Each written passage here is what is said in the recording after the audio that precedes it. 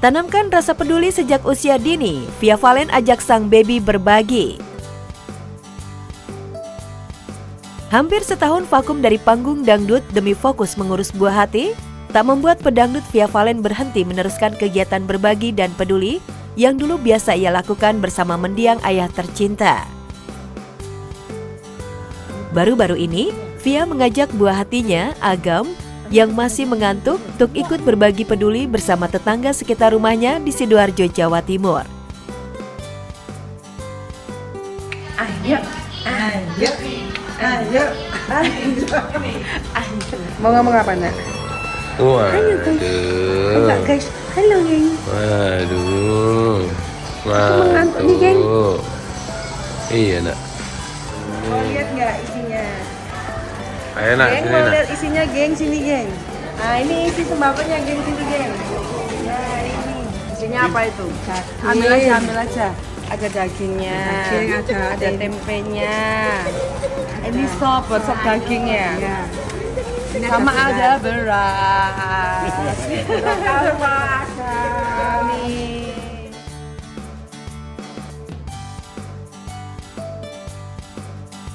Ya, paket sembako berupa daging, tempe, sayur, dan beras sengaja disiapkan Via Valen dan suami untuk tetangga sekitar rumahnya yang ternyata antriannya cukup panjang. Sambil menggendong sang buah hati, Via Valen meminta keikhlasan warga yang hadir untuk mendoakan mendiang ayah tercinta. Agam, ayo kita mulai. Kita keluar dulu ya.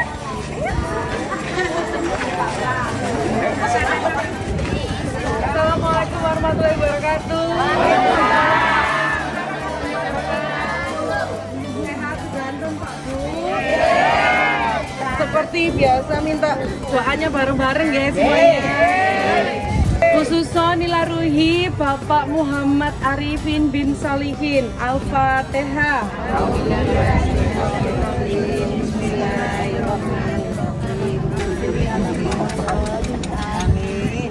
Amin. Makasih semuanya, geng. Mohon monggo tertib, geng. Entah berapa budget uang yang harus dikeluarkan Via untuk menggelar kegiatan rutin berbagi setiap Jumat pagi.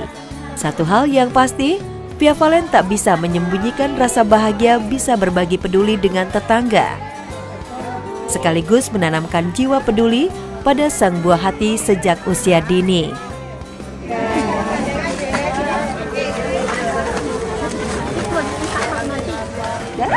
Agam, sudah. Masuk ya, silau ya. Dulu ya, panas. Sudah. Masuk dulu ayo. Ayo. Dadah, geng. Dadah, geng semuanya. Dadah. Lah suara yang baru bawa tidur.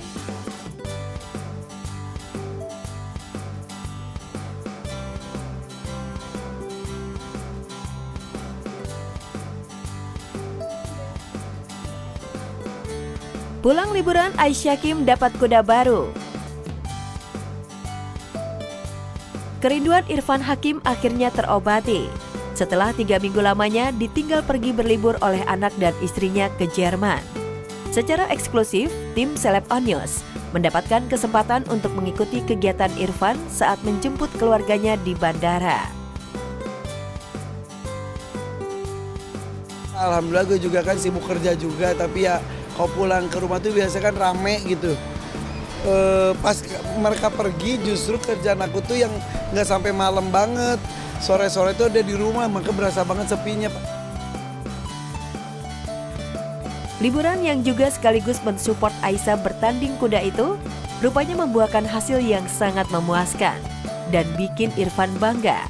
Lantaran Aisyah berhasil menduduki juara keempat di antara 62 peserta yang ikut bertanding. Aisyah tuh sempat juara 2. Juara pertama itu Jerman. Terakhir Belanda. Belanda tiba-tiba ngok jadi juara 1, jadi Belanda, Jerman, Indonesia. Walaupun juara 4 juga dapat kesempatan victory lap karena memang pesertanya saat itu 62. Tapi nggak pakai bendera merah putih. Aisyah sampai gak bisa tidur mikir gini, aduh Aisyah sayang banget. Jadi bawa tapi karena hektik banget saat itu ya, jadi nggak sempat. Jadi yang lainnya juga nggak pakai bendera. yang lainnya juga. Tapi kan sebagai satu-satunya Indonesia yang tembus itu harusnya pengennya si Ayah. Tapi udah yang penting ada bendera merah putih di situ, Ayah bangga banget. Berkuda di sana itu beda sama berkuda di sini. Jadi emang nambah pengalaman juga, cara ngajar mereka kayak gimana, terus sistem berkudanya kayak gimana, dan lombanya juga beda banget dari lomba-lomba yang di Indonesia. Teriak-teriak, biasanya kan kalau di Indonesia itu gas, Aisyah gas gitu. Kalau di sana nggak, pelatihnya yang teriak slow down, oh my god, Coba Aisyah kalau kamu disuruh gas pelan. ya. Kocaknya bukannya oleh-oleh yang dibawa pulang, melainkan seekor kuda baru yang Aisyah beli di sana. Sontak hal tersebut membuat Irfan terkejut. Sambil bercanda, Irfan pun mengatakan akan ada tagihan baru yang harus segera dibayarnya. Jadi mereka akhirnya kapok untuk ngasih oleh-oleh. Tapi nggak apa-apa. Akhirnya Ayah minta baju body protector buat berkuda. Dibelinya di Jakarta. Jadi yang bikin gue deg-degan selanjutnya adalah karena Aisyah sudah menemukan kuda baru di Eropa. Jadi bentar lagi ada tagihan. Ya, tagihan kudanya lah. Ya udah, insya Allah karena Aisyah juga kan sudah naik levelnya juga, berkudanya juga. Jadi harus mendapatkan kuda yang bisa bersama-sama berjuang ya.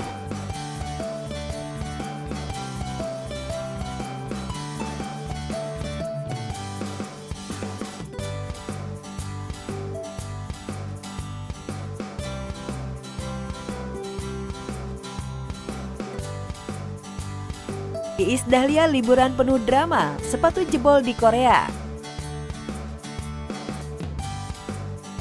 Liburan awal tahun, Iis Dahlia memilih berlibur hanya berdua dengan suaminya, Satrio Dewandono, ke Korea Selatan. Tapi baru juga menginjakan kaki di Korea, udah drama aja. Pasalnya baru saja mendarat di bandara, sepatu suaminya udah jebol aja. Bahkan ternyata sepatu yang jebol adalah sepatu yang dipinjam dari putranya Devano. Baru datang, dia nggak bawa sepatu lagi. Terus dia pakai sepatunya Devano. Sepatunya gimana? Sepatunya ini begini.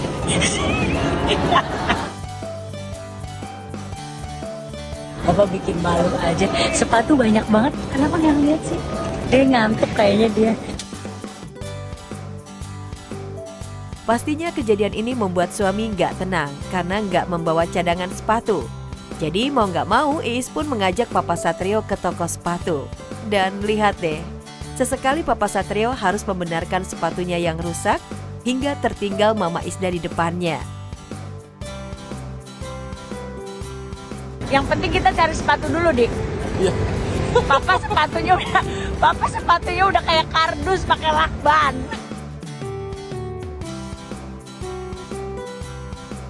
Tapi niat mau beliin sepatu buat Pak suami, pendangdut berusia 52 tahun ini, nggak mau ketinggalan ikutan beli sepatu juga.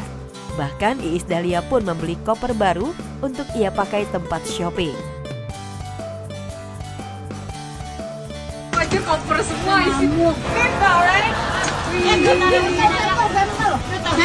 Sampel. Oh, you first.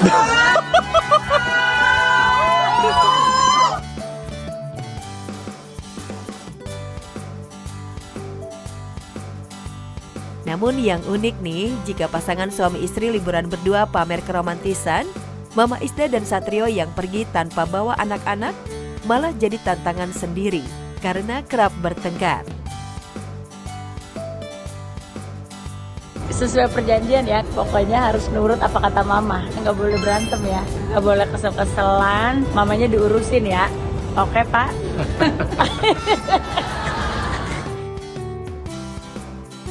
Namun saat mau kulineran pun ibu dua anak ini malah yang nggak bisa santai, malah ngedumel karena ia harus jalan kaki jauh buat cari makan dan tambah kesel saat makanan yang dicari adalah makanan Indonesia.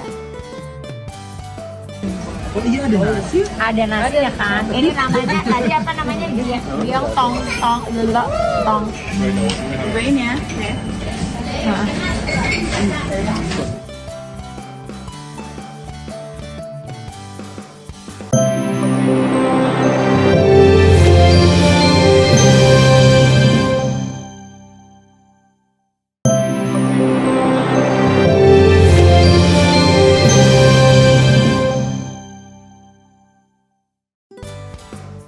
Berbeda dengan Rafathar, Raffi Ahmad dan Nagita Slavina gagal prank Rayanza pakai teko ajaib. Raffi Ahmad dan Nagita Slavina kompak lakukan prank panggil Om Jin dari teko ajaib pada anak kedua mereka Rayanza atau yang kerap dipanggil Cipung saat tengah berlibur menginap di sebuah hotel. Sini ah. Ini ada teko ajaib. Ini kalau dibukain ya, digosok-gosok bisa keluar jin. Jin nggak? Om Jin yang biru yang Jin. Aladin, Yang tahu Aladin. nggak? Om Jin, nama aku Raffi Ahmad. Nama aku Rafathar Om Jin. Aku Gigi Om Jin. Itu, lah, nama aku Rafa, nama aku ente gitu lah. Namun sayang, aksi prank itu berujung gagal, tapi juga kocak. Bikin Raffi dan Gigi nggak berhenti ngakak. Pasalnya, reaksi Cipung justru di luar ekspektasi. Ya, meskipun sudah berakting begitu meyakinkan, nyatanya Cipung tetap kebingungan dan tak mengerti, lantaran tak melihat apapun. Abang aja nggak lihat. Aja nggak lihat? Itu Om Jin. Kita semua lihat itu Om Jin. Gede banget. Itu Om Jin. Nyanyi. Ada minta kecil Iya, bagus. bilang jam biru amat banyak isinya angkasa aku ini telangan menarik laut ini tempat sekolah belanda. Itu Om Jin. Ya, sebenarnya prank ini sebelumnya sempat dilakukan Raffi dan Gigi pada Rafathar dulu ketika masih kecil dan berhasil membuat Rafathar takut. Namun sayangnya kali ini prank teko ajaib ini justru gagal.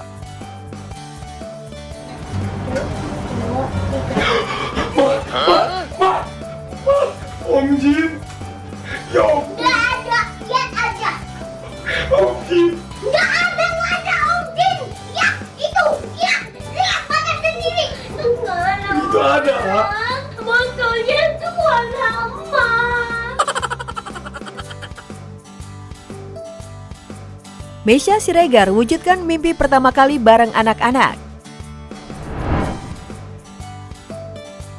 Di awal tahun 2025, Meisya Siregar dan Baby Romeo mengawalinya dengan melakukan ibadah umroh. Tidak hanya berdua seperti biasanya, melainkan mengajak keluarga besar. Hal ini menjadi impian Meisya dan Baby terwujud. Namun semua serba dadakan karena baru dipersiapkan pada Desember lalu dengan segala kerepotannya. Alhamdulillah waktu haji 2022 kita doanya gitu ya Mbak ya, mudah-mudahan bisa membawa serta anak-anak dan mama untuk bisa umroh bareng dan alhamdulillah dijawab 2025 awal. Selain anak-anak ada pula ibunda Baby Romeo yang usianya sudah 80 tahun diajak untuk ke Tanah Suci. Dan mereka menjadikan perjalanan umroh ini merupakan pengalaman pertama sekeluarga. Terutama Bambang yang pada 2025 ini baru genap berusia 8 tahun. Berbeda dengan Syabila yang sudah tahu bocoran di awal. Aku udah impiin banget, apalagi juga punya kesempatan sampai satu keluarga, sampai Yangti ikut. Aku ya seneng banget lah. Bang excited banget. Tapi aku udah agak tahu-tahu sedikit sebenarnya. Berkali-kali menjalani ibadah umroh, Meisya dan Baby udah memetakan kebutuhan penting yang harus dibawa ke Tanah Suci. Semua disiapkan dengan rapi. Ada Bambang yang masih 8 tahun yang mungkin nanti di tengah jalan kita nggak tahu gitu ya. Terus ada mama juga yang udah usianya 80 tahun gitu ya. Jadi umroh ini secara ekspektasi kita harus kurangin. Akan lebih banyak mengalah dalam tanda kutip ya, intinya buat mereka selamat, buat mereka nyaman. Dan benar saja Bambang sangat happy sebab udah jauh-jauh hari Bambang menghafal doa-doa. Tapi yang paling unik, Bambang yang bercita-cita menjadi profesional penggambar ini mengungkapkan impian dan doa yang akan dimunajatkan selama umroh nanti. Bambang kelas 2. Terus kamu mau ngapain nanti kalau udah besar? Kalau udah besar Bambang Mau jadi profesional penggambar.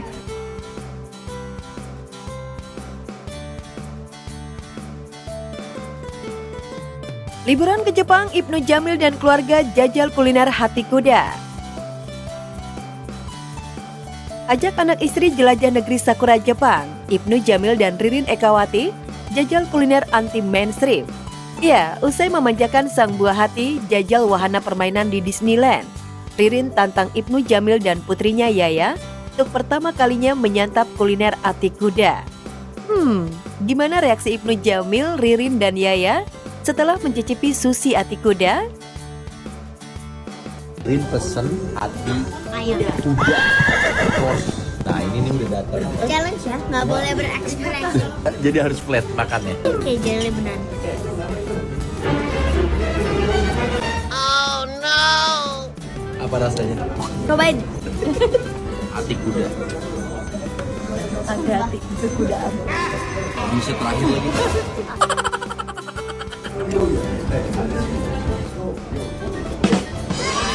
Satu kata untuk hati kuda.